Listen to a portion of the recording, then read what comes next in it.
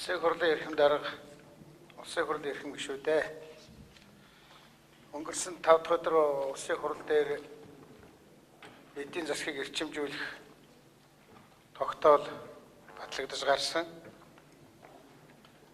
За дэлхийн эдийн засгийн нөхцөл байдал тэрний нөлөөгөөр бас Монгол улсад бий болж байгаа эдийн засгийн хүндрэл бэрхшээлийг даван дуулахад бид нар богино хугацаанд нэлээд эрчтэй олон ажлыг хийх юм шаардлага нөхцөл үүсэж байгаа юм аа.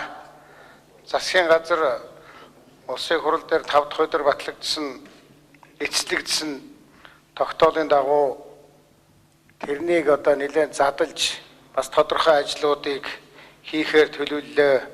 За өнөөдөр өнгөрсөн 7 хоног та бүхэн тараасан материал байгаа. Өнгөрсөн 7 хоног та бүхэн тараасан материал дээр бол нэг улсын хурлын тогтоолыг хэрэгжүүлэхийн тулд нэг 70 орчим арга хэмжээ энэ ярууд яаралтай авч хэрэгжүүлэх шаардлагатай юм байна гэж ингэж үзсэн тэр материалыг та бүхэн тараасан юм аа. За одоо энэ ажлууд ямар ажлууд хийгдэх юм бэ? Ямар хувь байдалтай байгаа юм бэ гэдгийг та бүхэнд танилцуулъя.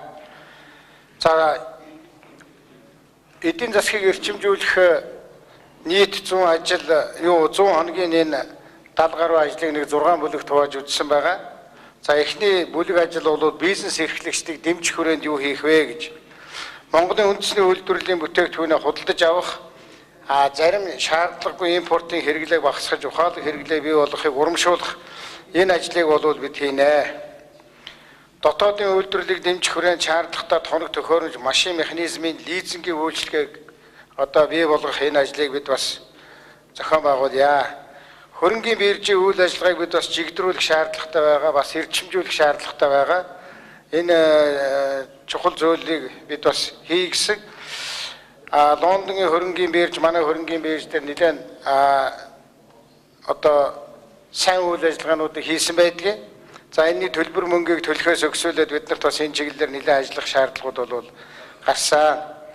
Манай экспортын ихэнхэн бүгд найрамдах дард улсад оногдож байгаа учраас бид нэр төгрөг юаны swap хилцлийг бас нэмэгдүүлэх юм шаардлага байгаа. Энэ чиглэлээр манай Монгол банк Хятадын төв банктай хамтраад ажиллаж байгаа. Ойрын хугацаанд энийг бид бас энэ 100 хоногийн хүрээнд нэмэгдүүлнэ. За одоо энэ шаардлагачид байгаа нь бол 65 ажлаас 70 орчим ажлаас бас засгийн газар өнгөрсөн 7 хоногт хуралдаад 8 ажлыг нь бол хэрэгжүүлсэн. Зарим нь бол улсын хурлд өргөн баригдсан. Зарим нь бол засаг дээр хийгдсэн ажил байгаа. Жишээ нь бизнес эрхлэгчдийг дэмжих барилга замын чанар сайжруулах чиглэлээр тендер хуульд өөрчлөлт оруулах гэдэг манай эдийн засгийн хөгжлийн яам боловсруулад өнгөрсөн засгийн газрын хурлаар бид нар ярьсан эх 7 хоногоос бид нар ичлээд улсын хурлд өргөн барих гэж байна. Тендерийн хуулийн дээр ямар өөрчлөлт оруулж байгаа вэ гэхээр за тендерийн үргэлжилдэг хугацааг нь багасгаж байгаа.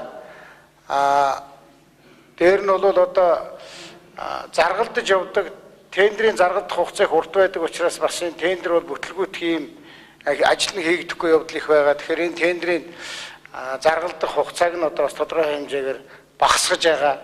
Хамгийн бага үнийн сандар өрсөлддгийг нь бол болиулж байгаа. Стандартын чанар шаардлага хангасан байх. Тодорхой үн тавьж зарлах. Тэр үнийн хүрээнд одоо чанартай хийсэн байх гэдэг. Одоо манайхны одоо ярьдаг энэ болохгүй байгаа мийг одоо өөрчлөх чиглэлээр нэлээд сайн ийм хуулийн төслийг бол эдийн засгийн хөгжлийн боловсруулсан байгаа. Бусад яамуудтай нэг яриад одоо оруулнаа. Иргэдийн худалдан авалтыг урамшуулдаг нөөтийн тогтолцоог бүрдүүлэх ажлыг эхлүүлэх гэж бичсэн байгаа. Шаардуулсан байгаа нь бол одоо эхэлсэн. Улсын хурлд өргөн мэдүүлсэн байгаа. Улаан сайд өргөн мэдүүлсэн. Энэ болохоор яаж байгаа вэ гэхээр бид нар ингээ манай иргэд маань хамгийн сүүлчийн худалдан авалтыг хийж байгаа. 10% нөөтөлж байгаа. 10% нөөтөөс 2%-ийн нөөтийг одоо дээр биегээр бол толоонуудаа цуглуулж аваад бөөгнүүлээд тооцоо нийлээд оны эцэст юм уу бид нар бол яг эхний ээлжинд 1 жилдээ нэг гэж байгаа. Оны эцэст ингээ 2% цуглуулж авдаг ийм хий. Ингэх юм бол одоо энэ нөөтийн тогтолцоо шин дэвшил гарах юм.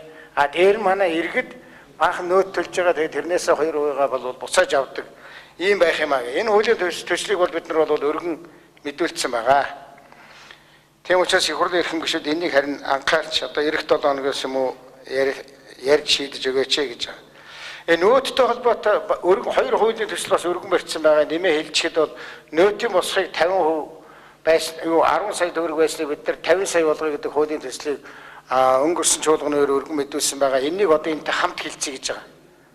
За энэ хоёр хууль бол ингээ хамтдаа хэлцэхтэй явна. Нөгөөх нь бол жилийн борлуулалтын орлого нь 1.5 тэрбум төгрөг хүртэлх аж ахуйн нэгжүүдийн нийт төлсөн орлогын албан татварын 90% буцааж өгөх хууль бас өргөн баригдсан байгаа. Инхээр улсын хурал дээр бид нар бол одоо эрхэм гишүүд анхаарал тавьж ажиллаж энэ гурван хуулийг одоо богинохын хугацаанд засаж хайжруулаад баталмаар байгаамаа. За төрийн өмчийн томоохон аж ахуйн нэгжүүдийг эзэмжүүлэх хөтөлбөрийг боловсруулж улсын хуралд өргөн барих. Энийг бид нар хагас өдрийн засгийн газрын хуралдаанаар хэлэлцсэн. Одоо дахиж нэг хэлэлцсэн. Ингээд эх 7 хоногоос бид нар улсын хуралд өргөн барина. Ер нь Монгол улсад байгаа төрийн өмчийн аж ахуйн нэгжүүд ямар аж ахуйн нэгж байгаа, ямарыг нь ямар хугацаанд ямар арга хэлбэрээр хөвчлөх зүйтэй вэ гэсэн ийм хөтөлбөрийг бол бид засгийн газар дээр ярьж байгаа энийг өргөн барина. Төрийн шаардлагагүй хяналт шалгалтыг зогсоож бизнес эрхлэлд зөвлөмж өгөх энэ 100 хоногийн хугацаанд аль болохоор одоо хэрэггүй давхардсан янз бүрийн шалгалтуудыг зогсоё. Тэр хоорондын хяналтын байгууллага ямар ажил үйлчлэгээ хийх юм бэ гэхээр тэд нар маань бизнес эрхлэгчдэд одоо зөвлөгөө өгдөг, дэмжлэг үзүүлдэг ийм чиглэлээр ажиллая гэсэн. Өчигдөр харин нөгөө төрийн мэргэжлийн хяналтын тухай хууль бас орсон байгаа. Одоо энэ ерөнхий санаанууд энэ дэр гарцсан яваа. Газрыг эдийн засгийн хэрэглэлтэнд оруулах нөхцөлийг бүрдүүлье. Манай Монгол улсад одоо газар гэдэг хамгийн үн цэнтэй зүйл маань хэрэглэлтэнд орж өгөхгүй байна. Зөвхөн ард иргэдэд хөвчилсөн 107 га газрын тухай асуудал бол яригддаг. За энэс илүү хэмжээний газрыг хэрэглэлтэнд оруулах, үн цэнтэй болгох. Гэхдээ ядаж энэ зайсангийнхаа наадлаар нэг баахан байшин барьжсан. Яарамгийнхаа энэ баахан газар олгочихсон. Энэ нь одоо байшин сав барихад одоо эзэмших боломжгүй болцсон. Ийм нөхцөл байдлаас эхлээд нэлийн өргөн хүрээнд энэ газрыг эдийн засгийн хэрэглэлтэнд оруулах ийм нөхцөл боломжийг бүрдүүлье гэж байгаа. Энэ ажлыг эхэлье.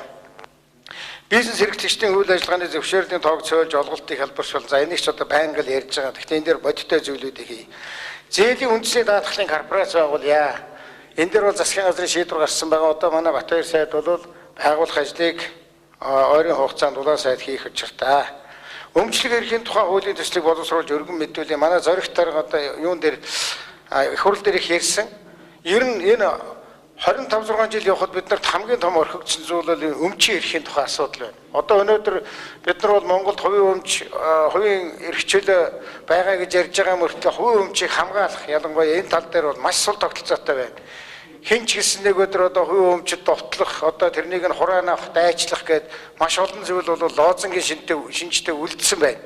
Тийм учраас энэ өмчлөг эрхийн тухай хуулийн төслийг одоо боловсруулж улсын хурлд өргөн мэдүүлэх нь орж байгаамаа. За дараачих нь өртөг зардал нэмэгдүүлж байгаа хүчин зүйлсийг тодруулж бууруулах, зээлийн даатгалд хамруулах, гадаад дотоод үн цасны зах зээлд оролцоход нь аж ахуйн нэгжүүдийг дэмжиж гэж байгаа. 11 төв бол энэ 100 хоногийн хугацаанд дандаа эдийн засгийн чиглэлийн за дандаа ч юу яах вэ? Ер нь энэ эдийн засгийн чиглэлийн асуудлаар учирч байгаа саад тодгорыг 11 төвд одоо шуурхай мэдээлээч. Бид нар бас арай өөр гормоор ажиллая. Тэр шуурхай мэдээллийг авч үйл ажиллагаагаа сайжруулъя гэж байгаа. За хөдлөх хэд хөрөнгө бол эдийн бус хөрөнгийн барьцааны тухай хуулийн төсөл манай хууль зүйн яам дээр боловсрагдж байгаа. Энэ хуулийн төслийг бид нар ойрын хугацаанд өргөн бариад боловсруулаад өргөн барьчих гэж байгаа. Ингэснээр яахаа гэхээр зөвхөн үл хөдлөх хөрөнгө биш бас хөдөлдөг хөрөнгө нэг мотоциклтэй хүний мотоциклийг жишээлх юм бол барьцаан тавих тухай тэрний одоо барьцааны гэрээ бүртгэх тухай асуудлууд бол бий болох юм байгаа. Ингэснээр Монголд бол барьцаалагддаг хөрөнгийн хэмжээ бол асар их өснө. Манай иргэдэд байгаа өөрт нь байгаа үл хөдлөх хөрөнгөгүй ч гэсэн хөдлөх хөрөнгөтэй иргэдийн хувьд зээл авах эдийн засгийн эргэлтэнд өөрийнхөө юмыг оруулах энэ өргөн боломжийг бол нээж өгөх юм байна. За зээлийн хөв бууруулах орчныг бүрдүүлэх дунд хугацааны хөтөлбөр боловсруулна. Бид нар зөвхөн орон сууцны хувьд ямар ч байсан зээлийн хөвгөө бол 16% байсныг 8% болгосон. Бусад олон зүйл дээр зээлийн хөв басгах юм шаардлага байгаа. Энэ бол 1-2 жил хийх бол ажил биш учраас дунд хугацааны хөтөлбөрийг нь энэ 100 хоногийнхаа хугацаанд боловсруулъя гэж байгаа. Далд эдийн засгийг ил дод болгох нөхцөлийг бүрдүүлэх чиглэлээр эдийн засгийн эрхшээлийн тухай хуулийг боловсруулж их хурлд өргөн мэдүүлээ гэж их хурлын тогтоолд байгаа. Энийг бид ойрын хугацаанд бас улсын хурлд өргөн мэдүүлье гэж. За ашигт малтуудын тухай хууль нэмэлт өөрчлөлт оруулж хайгуулын цэнз олохыг зөвшөөрөх гэдгийг шаардуулах ёстой байгаа. Энэ бол улсын хурал дээр ирсэн энийг бид бол ярьж шийдэх ёстой. Маргаантай байгаа зарим лицензийн асуудлыг шийдвэрлэх. Ер нь одоо бид нар нийгэм гайхаад байгаа шүү дээ. Манай хөрөнгө оруулалт яатсан юм бэ? Яагаад гадаадын хөрөнгө оруулалт алгуулсан юм бэ? Энэ одоо шин засаг гарч ирээд алгуулсан юм гайхаад байгаа. Тийм ерөөсөө байхгүй. Бид нар энэ олон жилийн өмнөөс эхлээд хайгуулын лиценз хоригдсан байгаа. Урт нэртэй хууль гэдгээрээ бол тэнд одоо олборлолт явуулж байсан олон аж ахуйн нэгжийн үйл ажиллагааг зогсоосон байгаа. Тэгэхээр энийг нэг талд нь гаргаж шийдэх шаардлагатай. Байгаль орчиндөө хор хөнөөлгүй нөхөн сэргээх тэр ажиллагааг бол зайлшгүй хийх шаардлагатай. Тэгэхээр энэ дээр бол бид нар улсын хурлаас шийдвэр гаргах шаардлагатай байнамаа. За 5-7 орлогоо бол гадаад дотоодын хөрөнгө оруулагчтай оролцуулж энийг нэлээд торивтой хөдөлгөё. Энийг энэ 100 хоногийн хугацаанд бас хийе гэж байгаа. Алтны холбоорлолтын дээр онцгой анхаарал улсын хурлаас батсан хуулийн дагуу алтны хувьд бол нэлээд боломжийн нөхцлүүд бүрдсэн. Тэгэхдээ холбоорлолтыг нь дэмжих чиглэлээр бас нэлээд ажлуудыг хийе гэж. За хятад ард улстай хамтарсан нүүрсийг хийжүүлэхийн үйлдвэрийн бэлтгэлийг одоо ханганаа. Энэний бэлтгэл ажил явж байгаа. За ерөнхий сайдын дэргэд эдийн засгийг эрчимжүүлэх зөвлөлийг авч тогтмол ажиллуулна. Энэ бол 7 хоногт 2 удаа хуралддаг. 3-2 нь бол бизнесийн төлөөлөл оролцсон. Төрийнхэн бол бага оролцсон ийм зөвлөлийг байгуулчихсан. За эдгээр маань бол ажиллаад эхэлсэн байгаа. Нэгд өдрөөс эхлээд олон нийтэд энэ зөвлөлийг хийж байгаа үйл ажиллагааг танилцуулнаа. За оюу толгой төслийн далд уурхайн бүтээн байгуулалтыг төрөгдөх төсөлд засгийн газрын зүгээс бодлогын дэмжлэг үзүүлэх ерөн шинжилгээний засгийн газар байгуулагдсанаас хойш бол энэ ажлыг хий гэж байгаа. Дэлхийн эдийн засгийн нөхцөл байдлаас болоод нөгөө Rio Tinto компани маань энэ дээр жаахан үйл ажиллагаа нь бол удаашраад байгаа тал бий. За эрдэнэ соёлын бодлогын зөвлөлийг байгуулъя. Уламжлалт биш газрын тос занар гэж бидний ярьдаг нүүрс шингэрүүлэх, хийжүүлэх, эрчим хүч экспортлох төсөлгөөдрийн хэрэгжилтэнд бодиттой дэмжлэгүүдийг үзүүлье. Ураны салбарт ажиллаж байгаа компаниуд учирч байгаа саад гацааг бас арилгая. Энэ ураны салбарт бол бас юу яваад байгаа гэхээр Дорногов аймгийн Улаанбаатарх гэдэг юм уу тэнд ийм юм боллоо гэд намайг энэ ажлыг авснаас хойш тийм ярьж байгаа.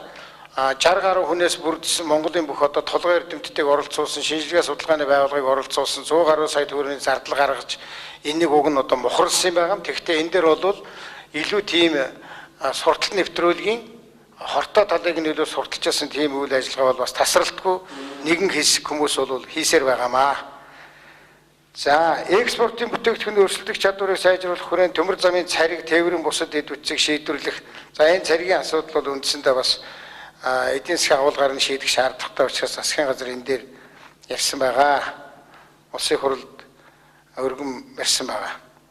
За үйлдвэрлэлийн тоног төхөөрөмжийн гайл нөөтийн төлбөрийг хойшлуулах зохицуулт. Сая бид нэг макийн бүтээн байгуулалт, мон полимертийн бүтээн байгуулалт гэх том 1 сая тонны цементийн үйлдвэр босгож байгаа газруудаар явуулаа л да. Тэнд ямар зовлон байна вэ гэхээр маш их хэмжээний хөрөнгө оруулалт шаарддаг юм байна. Тэгээд тоног төхөөрөмж оруулж ирээ суурилуулах гэхээр тэрнээс нь төрүүлээд гайлын татвар, нөөтийн татвар авах юм байна. Ингэхээр татвараа төлөх боломжгүй, тоног төхөөрөмжөө суурилуулах боломжгүй. Ингээд төрдөн чашиггүй, хувийн хөвшилт чашиггүй хоёр талдаа гацаатай байдал үүссэн байгаа. Тийм учраас өнгөрсөн хагас өдрийн хурлаар бид нар яриад засгийн газарт энэ нөөт гайлын татварын 2 жилийн дотор одоо зохицуултыг хийх эрхийг өгөөч гэсэн юм хуулийн төслөө гэж байгаа. Тэгэхээр бид нар юу хийж яах вэ гэхээр та ихлээр наадахаас өөрлөлж, за ажилуулж, одоо ажилуулсаас ихлээр 2 жилийн дотор татвараа ийм байдлаар ингэж төлөё гэсэн ийм шаа уян хатан зохицуулт хийх юм байна.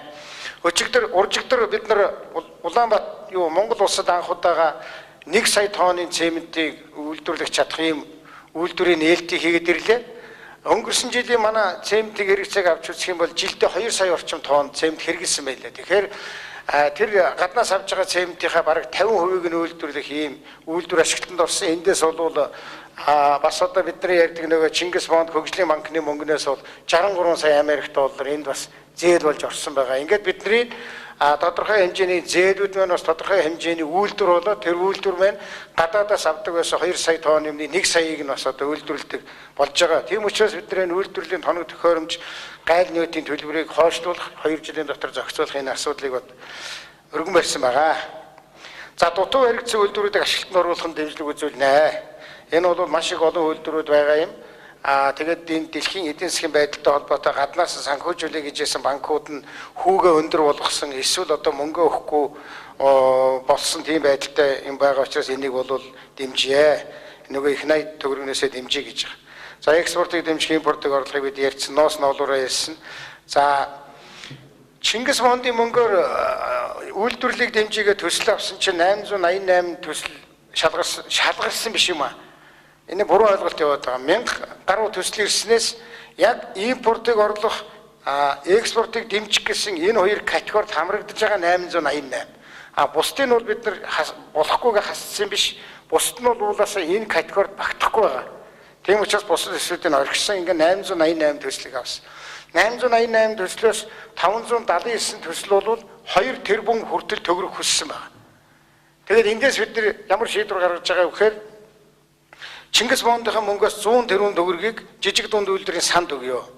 Тэгээд 2 тэрбум төгрөг хүртэл хүссэн тэр зээлүүдийг жижиг дунд үйлдвэрийн сангаараа дамжуулж тэнтэй одоо шийдвэр гаргая гэсэн. Тийм учраас бид нар эх 7 хоногтын 100 тэрбум төгрөгийг шилжүүлэх асуудлыг одоо эцэлж шийднэ.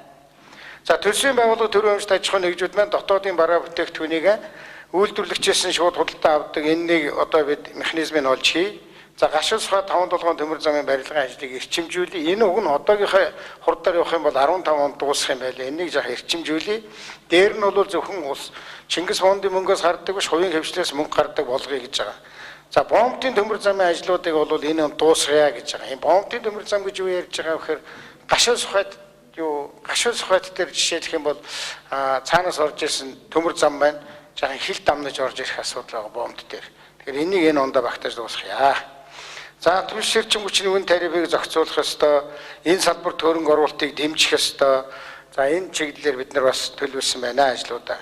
За Оросын холбооны ус бүгд найрамдах ард улсыг холбосон төмөр зам, хурдны зам, автозам, нефт, байгалийн эрчим хүчний дэд үтс болгох чиглэлээр хэлэлцээг бол идэвхжүүлж байгаа.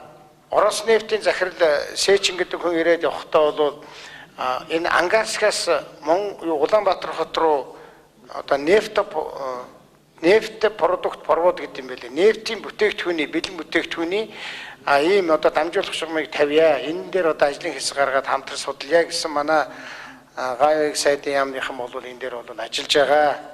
22-ны өдөр ерөнхий сайдыг Санкт Петербургт болох тэр Дэлхийн эдийн засгийн арга хэмжээнд форумд үргэлжлэн байгаа. Тэнд бол оролцсон.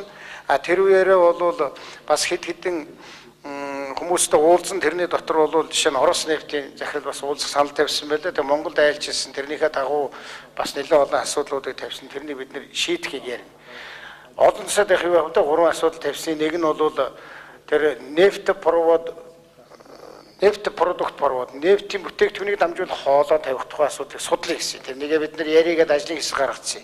Хоёр дахь нь бол Монгол улсын шинээр байгуулагдах гэж байгаа хөшгийн хөндөй их тийм олон онгоц нисэж буудаг их том төв болох юм байна. Энд одоо Орос нефт бензин нийлүүлэлт байвал яасан бэ гэсэн. Тэрний чинь бол ярья гэсэн. За гурав дахь нь бол Монгол улсын нутаг дэвсгэртээ бид нэр нефтийн хайгуул хиймээр байна. За тэр бол нээлттэй асуудал гэдгийг бид хэлсэн байна.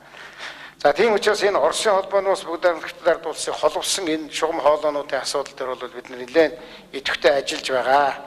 Баруун урд бичих чиглэлийн автозамын ажлыг эхлүүлье гэж байгаа. Энэ бол явж байгаад ийм болох юм байл. Одоо бол бид нар ганцхан босоод ингэлгээрээ гарч байгаа замууд улаан алтан булаг замууд. Одоо дараачийн ээлжинд бол энэ бичгтийн бомбтоор гарах боломж байгаа юм. Явандаа бол бид нар хойноос орж ирсэн дорнод хүртэлх замыг урагшаага бичгтэр гаргаад ингээд дахиад нэг босоод инглиг бий болох боломжтой. Энэ чиглэлийн ажлуудыг бид эхлүүлье гэж. Туулын хурдны замыг 5 сард багтааж эхлүүлье. Энэний мөнгийг хаанаас шийдэх вэ гэхээр бүгд найрамдах ард улсаас зээл авж байгаа 500 саяын ашиглагдаг үйлдвэрлэл байгаа. Тэр мөнгийг бид нар энэ туулын хурдны замд хувья гэж засгийн газар өнгөрсөн хагас өдрийн шийдвэрээ бол гаргасан байгаа. Тэгэхээр энийгээрээ бол хятадын зээлэнд оруулаад шийдчихье гэсэн. За энэ нийслэл хотод хэрэгжиж байгаа гудамж төсөл үргэлжлээд явна. За зарим бас аймгийн төвүүд дээр гудамж төслийг хэрэгжүүлэе гэж байгаа. Одоо Улаанбаатар хотод гудамж төсөл хамгийн түрүүн хаан хэрэгжих вэ гэхээр энэ төв замын хажууд байдаг цэцэг төв гэж байдаг. Цэцэг төв бол энэ 3 замын уулзуур байгаа. Тэрнийг урагшаага нэвт сэтлээд 4 замын уулзуур болгоё гэж байгаа. Энэ бол Улаанбаатар хотын төгжээ олон юмыг бол одоо гайгүй болгоно гэж үзсэн. Тэгэхээр Улаанбаатар хотод бол энэ гудамж гэдэг төсөл бол үргэлжлээд явна. Аймгийн төвийн дулаан хангамжийг сайжруулах хүрээнд аймагуудын төвд дулааны станц байгуулах ажлыг эхлүүлнэ. Улсын төсвөөр 24 орчим тэрбум төгрөг тавьсныг Сонирхол сайд байна. Сонирхол сайд маань бол хувийн хвшилттэй хамтраад бидний хэлдэг PPP төр хувийн хвшлийн хамтарсан түншлэлээр нэг компанид 2-3 тэрбум төгрөгийн дэмжлэг үзүүлээд 9 аймаг байгаа. Дулааны станц байхгүй. Тэгэхээр 9 аймагт бол 9-өлөнд нь бол дулааны станцыг босгоё гэж байгаа. Энэ жилээс ажил нь эхэлнэ. Төрөөс тодорхой дэмжлэг үзүүлэлээ нөгөө компани үлдэж байгаа мөнгө гаргалаа цаашаага тэр компани тэр станцаа ажилуулад явна гэсэн ийм схемээр бол энийг шийдсэн байгаа. Одоо бодвол тендерүүд нь зарлагдаад би ажил нь эхлээд явж байна. Шинэ сум төслийн хүрээнд 16 сумын төвийг шинжилэн байгуулах энэ ажил бол явж байна. За энэ бүр хөдөө байгаа малчтад одоо та нар яаж хүрэх гээд байгаа маш их хэмжээний сүв хаягдж байна гэсэн ийм санал гомдол бол байгаа. Тэгэхээр энийг бид нар яриад манай зарим гишүүд бол туршиж үзсэн байлаа. Суман дээр нэг ийм сүв боловсруулах жижиг хэмжээний цехийг ашиглалтанд оруулчвал тэр суман дээр бас сүв гашлаад байхгүй сүвгээ ядаж ааруул хурууд бусад зүйл болгон хувиргах боломж удаан хугацаанд хадгалдаг тийм бүтээгдэхүүн болгон хувирах боломж байна гэж байгаа. Энийг бид нар бас энийг судлаад эхлүүлье гэж байгаа. Өвөрхангай аймгийн нэлээд олон суманд бол энийг хэрэгжүүлсэн байлаа туршлагатай. За энэ жил бид нар Дорнод аймаг, Хөвсгөл аймаг, өнгөрсөн жилээс дутуу үлдсэн Дорнод аймаг, Хөвсгөл аймаг хоёроо холбож гүйцэн. Дээр нь Өмнөг аймаг, Сүхбаатар, Говьалтай завхныг бас Улаанбаатартай хатуу уучлалтай замаар холбоно гэж байгаа. Энэний ихэнх нь бол хуучин явж байсан ажлууд тендерын зарлагдсан компани тодорцсон одоо ажил нь үргэлжлээд явж байгаа. А зарим цөөхөн замын хэсгүүд дээр бол шинээр хөрөнгө оруулалт, шинээр компани тодруулах юм шаардлагатай байна. Гашир сухад шивээ хөрөнгө бомбыг олон улсын статустай болгоё гэж байгаа. Энийг хийнэ. За аймгийн төвүүд дээр 1000 айл орон сууцыг заримд нь бол ихтүүлэн заримд нь бол үргэлжлүүлнэ. Энэ дээр бол бид нар судалгаа хийж үзсэн байгаа. Тухайн аймаг орон нутгт дээр орон сууцны хэрэгцээ шаардлага аль зэрэг байна вэ? Тэр аймагуудыг нь эхний ээлжинд дэмжиж энийг явуулъя гэсэн. Аймагуудын төвд баригдсан орон сууцнд манай хөдөө байгаа иргэд орох юм бол ипотекийн зээлийн хүүгийг 8 биш 7 болгоё гэдэг энэ шийдвэрийг бид нар өнгөрсөн 7 хоногт засгийн газрын хурал дээр бол гаргасан байгаа. Ингэснээр бол Улаанбаатарт ирж байгаа их ачаал бас хөнгөрнө. Аймагтай юм уу сумандаа орон сууцнд орох юм бол 8% биш 7% хүүтэй зээлэнд хамрагдах юм боломжийг бүрдүүлж байгаа. За гадаадын хөрөнгө оруулалтыг нэмэгдүүлэх чиглэлээр бидний ярьсан эдийн засгийн чөлөө тус буюу Алтан булаг, Замын өвд хоёр байгаа. Замын өвд бол нийт одоо талбайхаа 3/1-д бол дид үтс хийцсэн байгаа хятадын зээлээр. Одоо Батбаяр сайдын яам шийдэх ёстой. Хэд хэдэн хуулиар байгаа. Нэмэлт хөрөнгө оруулалт татна. Гадаадын хөрөнгө оруулалтыг татаа. Тэгээд замын өвдийн чөлөө төсийг бид нэр дараа жил ихэд хөдөлгөөнд оруулъя гэсэн. Алтан булгийн 6 сарын 22-23-ны үед бол нээнэ. Тэгээд Алтан булаг дээр одоо бас арилжаа 8 өрнөсөн хүн амьтаа орж гарсан тийм юм бий болгоно гэдэг өнгөрсөн засгийн газрын хурлаар оруул шийдвэрсэн байгаа. За эрхэм гишүүдээс хүсэхэд бол өрийн удирдлагын шинэ тогтолцоо нэвтрүүлэн буюу бид нар бол энэ өрийг тоосдог аргачлалыг олон улсын стандарт нийцүүлсэн байгаа. Улаан сайд одоо толгойлоод энийг хийсэн байгаа. Олон улсад өр гэдэг юмыг ингэж үздэг юм байна. Батлан даалтыг ингэж үздэг юм байна. Тэгэхээр энийг олон улсын тэр жишг жаягт нийцүүлээд хуулийн төслийг улсын хурлд өргөн барьсан байгаа. Та бүхнийг энийг бас хэлэлцэж одоо шийдвэрлэж өгөх хүсье. Аялал жуулчлалын дэд үтсийг сайжруулах чиглэлээр чөлөө төс амралт сугаалга бизнес төв татваргүй худалдааны үйлчлэгээ нэвтрүүлэх ажлыг эхлүүлнэ. Манай зарим гишүүдээр санал тавьж байлаа. Ер нь Монгол манайхан ч нэг казино гэхээр л одоо бас маргалдаад ундаг. Тэгэхээр монголчууд өөрснөө ордоггүй, монголчууд дүүжлдэггүй казино байгуулж олддгүй юм гэсэн. Одоо манай гишүүд санал гаргавал дэмжиж өгье л да. Засгийн газар дэмжиж өгье тэгээд оруулаа шийдвүлээ гэсэн. Тэгэхээр энэ чиглэлээр ч гэсэн ажиллаж болно. Өнөөдөр Монгол улсад ямар юм байдгийг гэхээр энэ замын үүдийн тухай чөлөө төсвийн тухай хуулийн дотор казино байгуулж болно гэсэн нэг өгүүлбэр байдаг. Тэгвэл тэр зохицуулт нь бол байхгүй. За тэгэхээр энэ чиглэлээр ч гэсэн одоо дөрвтэй ажлыг бас хийж болох юм аа. За хөрөнгө оруулалтын сангийн тухай хуулийн хэрэгжлийг идэвхжүүлэх хөрөнгө оруулалтын сангад нэг юм яриад байгаа тэрнийг бодиттой болгоё гэж байна. За манай банкуд ингээ гаднаас хөрөнгө татахтай зэрэг бас нэлээд олон хүү төлөөд байна. Энэ дээр одоо энэ 100 хоногт бас тодорхой дөрвтэй арга хэмжээ аваач гэсэн. Тийм учраас тэр хүүгийн татвараас чөлөөлөх тухай асуудлыг бид нар бас шийдье гэж ярьж байгаа. За концессийн ажлуудыг эхлүүлээч. Энэ жил бид нар 1 тэрбум Америк долларын концессийн ажлыг бол зарласан байгаа. Тэгэхээр энд бол автозамууд байгаа. Улаанбаатар хотод дунд сургуулиуд байгаа. За өөр их олон зүйл бий. Хоёр төрлийн концесс байгаа. Нэг нь бол улсын төсвөөс дараа нь буцааж төлөх нөхцөлтэй концессүүд байгаа. Нөгөөх нь бол хувийн хвшил өөрөө хөрөнгө оруулаад бариад тэгээд 20-30 жилээр нь ашиглаад тэгээд ашиг аваад тэгээ буцаагаад усад өгдөг ийм хоёр төрлийн хэлбэр байгаа. Нэг нь бол төсөв дарамттай, нөгөөх нь бол төсөвд ямарч дарамт учруулахгүй хоёр төсөл. Өнгөрсөн хагас сайны хурлаар бид нар ямар концессийг шийдсэн гэхлээр 5 толгоогоос Хамбогдоор дайраад Ханг гэдэг боомт руу ард зам барих 400 гаруй км замыг хувийн хвшлийнхэн барья. Бид нар тэгээ 20-30 жил ашиглая. Тэгээ улсад буцааж өгье гэсэн ийм одоо концессийг бид нар хагас сайны хурлаар бол шийдсэн байгаа. Зөв зүйтэй байна. Компани барья гэж тэрнэр нь бариулаад явуулъя гэсэн. За тэгэхээр энэ бол болох байх. Энэ бол уг нь бол 11 он зарлагдсан тендер юм байлээ шүү дээ. Тэгэл одоо 14 оны 5 сард засгийн газар нэг шийдвэрийг гаргаж байна. За дараа нь ITB зохион байгуулах гэдэг нь энэ ITB гэдэг нь International Tourism Bureau гэсэн үг юм байлаа. Тэгэхээр Берлинд одоо жил бүхэн болдог ийм олон улсын аялал жуулчлалын томоохон үзэсгэлэн байдаг. За энд бол Монгол улс 15 оны 3 сард болно. Энд аялал жуул энд бол түн шорноор оролцъё гэдэг ийм шийдвэрийг засгийн газар гаргасан юм байгаа. Тэгэхээр энийг бол бүтэн жилийн хугацаанд Монгол улс CNN болоод бусад олон улсын нэр хүндтэй бусад телевиз сувгуудаар дээр нь бас сошиал орчинд гэж байгаамаа Монгол улсын тухай суралцлах боломжтой. Илтэр бид нар энэний нээлтийг хийсэн байгаа. Манай оюун гэрэл сайд хариуцсан. Тэгээд юу хийж байгаа?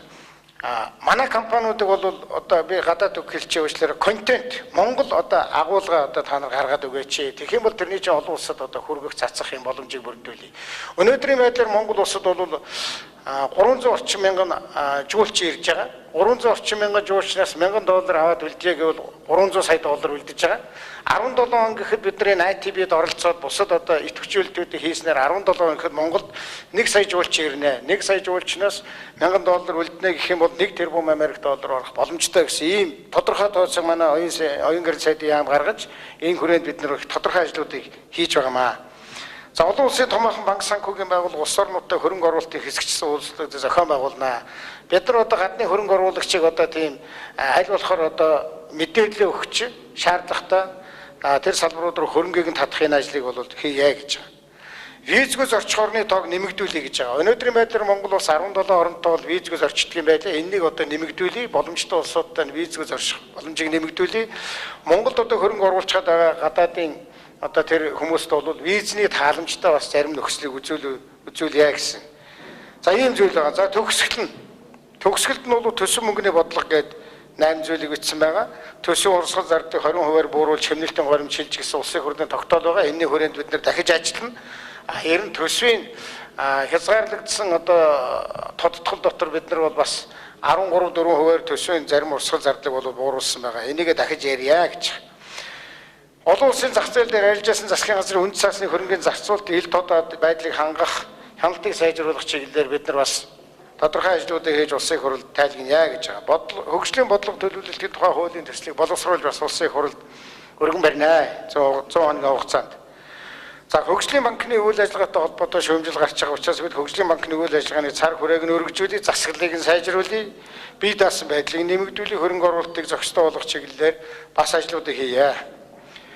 За улсын төсвөд ашиглах төгрөгийн гадаад валюттай харьцах ханшиг тогтсон аргачлал их сурвалж үндэслэл тооцоочоо гэж улсын хурл хэлсэн байгаа. Энэ ажлыг бид нар хийж оруулъя гэж. Төсвийн ил тод байдлыг хангах төсвийн гүйцэтгэл татвар төлөгч төрийн бас байгууллагуудаас хяналт явах нөхцөлийг бүрдүүлье. За төрийн байгууллагын тайлбар үйл ажиллагаанаас бусад асуудлаар төсвийн хөрөнгөөр хэвлэл мэдээллийн хэрэгсээр сурчлагаа хийх гээд за энэ нэг их хурл дээр маргаж байгаа нэг иймэрхүү томьёолоор одоо батсан байгаа. Гэхдээ бид нар их хурл дээр батлагдсан томьёолоор биччихээд байж байна.